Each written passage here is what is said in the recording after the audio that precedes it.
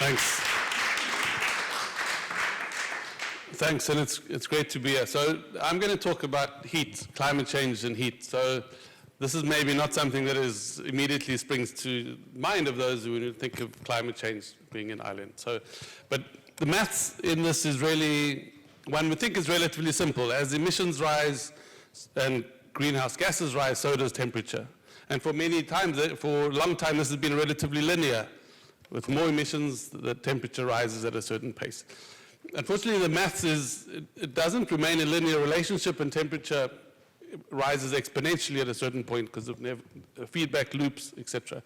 So the maths is quite simple, is that emissions continue to rise, they still haven't peaked or plateaued, and temperature will equally continue to rise. The question then becomes, at what point do we reach heat waves at which it is just no longer possible to thermoregulate, and people just pass away in areas where there's no air conditioning or similar. So I'll tell you a story about a village called Aliki. It's near Bamako in Mali, and this had a severe heat wave. On day one, the temperatures were around 44.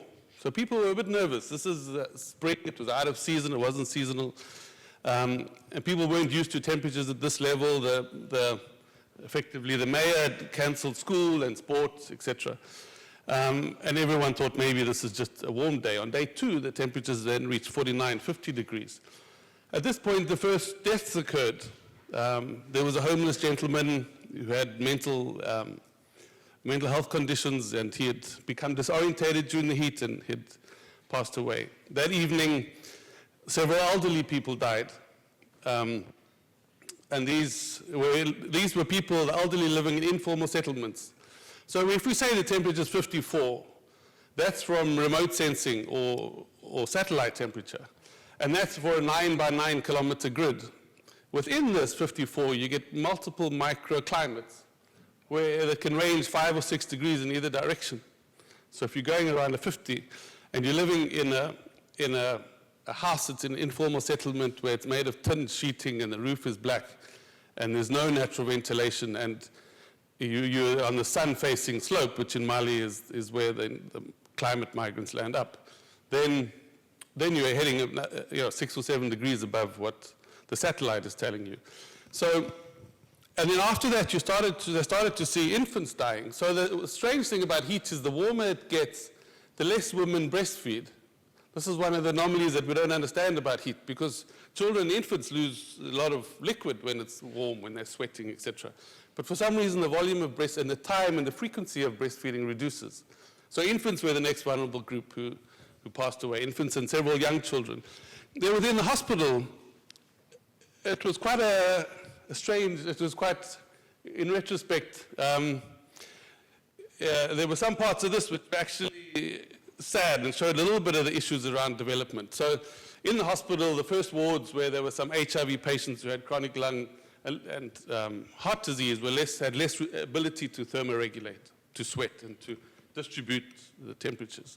And so many of them also had heat stroke, etc., and passed away. There was one air conditioning unit in this hospital that had been donated by a development agency for a ward with patients with lung disease. This had been moved to the CEO's office shortly after the development agency left, and many of the patients, the CEO had invited some of the most affected patients to his office, and they had waited out this heat wave. On day 3, temperatures now reach 55. So here we're talking 60 and many of 60 degrees, because many of these houses are 5 or 6 degrees warmer indoors than outdoors. Okay, that's the built environment in these areas, where your house is way hotter indoors than outdoors. Trees had all been chopped down many years ago. It's a Sahel semi-desert area. There was really no area for shade. So after all these days, the other very interesting phenomenon, and this is well known, the warmer it gets, the more people get initially fright, and then fib, and then fight. So aggression and violence really escalates. But at a certain point, the temperatures had reached a level where none of that was happening anymore. This violence had dissipated, and there was this peace amongst the community. That's then the flee response. So that's how the physiology changes. The warmer it gets, you fight with the intense violence over air conditioning, over shade.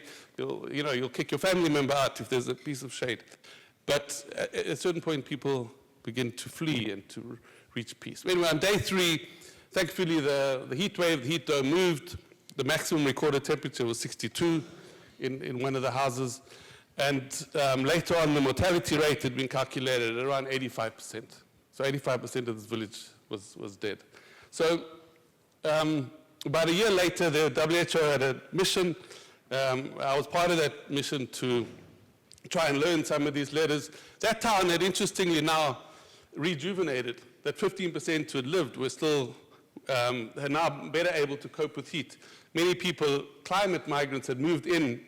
The pastoralists, whose life now is done. Being a pastoralist in climate change is one of the first occupations, one of the first cultures that just cannot continue with a level of climate variability that is completely at odds with their life. They had moved into some of these houses.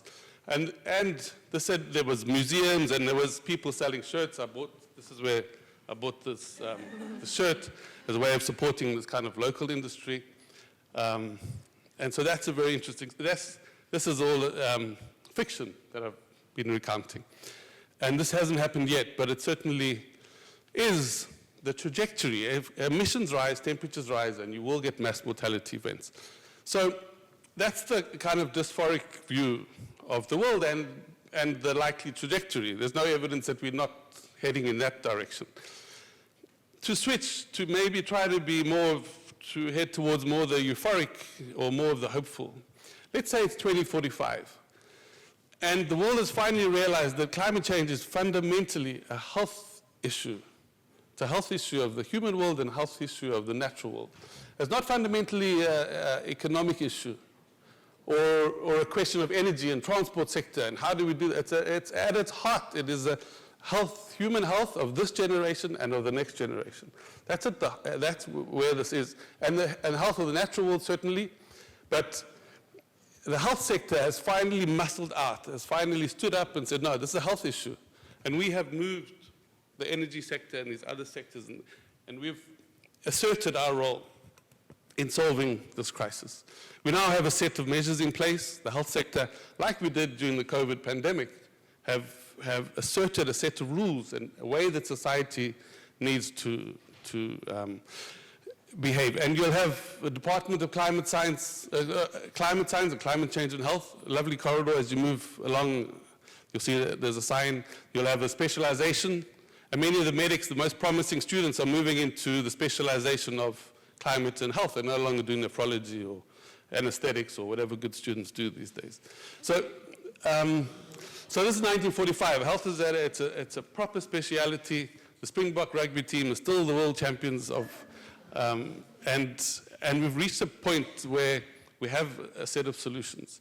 So how do we get to that point? How is it that the health sector has taken control and dominates or plays at least a leading substantive role in this? How do we get to that? Or rather, what are some of the barriers to reaching that? And for me, it's around the measurement issue. Is that the health sector, what we measure, we do.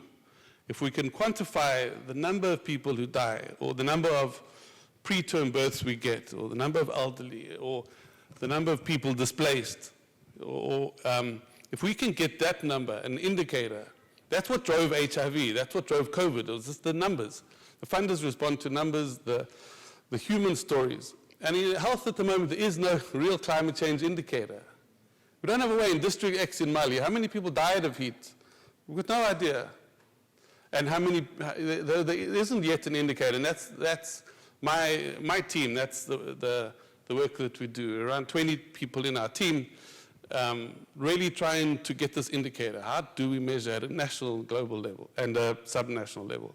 So I think part of it is having those numbers, and sadly part of getting the health sector is that it becomes more of a human health problem, which is inevitable given rises of emissions. So I think once we get the measurement right, and then health will take its place. So what does it mean practically when we say take its place? So there was an idea in health is that you can adapt your way out of things. We can treat. It's a usual story. We can use care and treatment and we'll solve this problem. Because of HIV, we just get antiretrovirals and we'll solve this problem. Care and treatment. And that's an aggressive response. The normal response of the health sector is, let's treat our way out of this. With climate change, you can do wonderful things. The health sector can paint all the roofs white. We can figure out how to cool babies. We can solve through air conditioning, through green air conditioning. We can solve many of these things. We can treat our way out of this. No. These are what we call first-level interventions.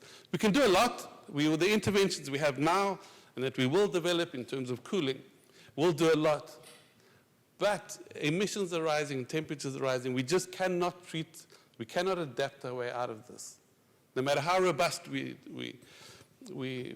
get, and how novel our solutions in terms of shading and trees that are resistant, we just cannot adapt our way out. So the health sector has another role which yet I think hasn't been highlighted, and that is to change our framework around carbon dioxide being a harmful, carbon dioxide and methane from fossil fuels or from beef farming, etc., is a harmful, health-harming agent. It's the modern-day asbestos, lead, mercury, it's the CFCs, it's alcohol, it's tobacco. Carbon dioxide is a toxin. It's what's killing the natural and the human world and our children's world.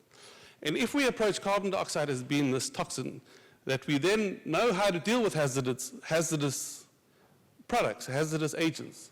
That's what the health sector's learned for centuries, how to deal with sewage, how to deal with asbestos and lead, and there's other examples we give. We have a whole suite of tools, levers that we use to control substances. And it's not the emissions that we produce. This is, for me, one of the biggest mistakes we've made is that the health sector is focused on reducing the emissions in the health sector. We haven't seen emissions from transport as a health problem. We haven't seen the coal plants as a health problem, and we need to solve those emissions.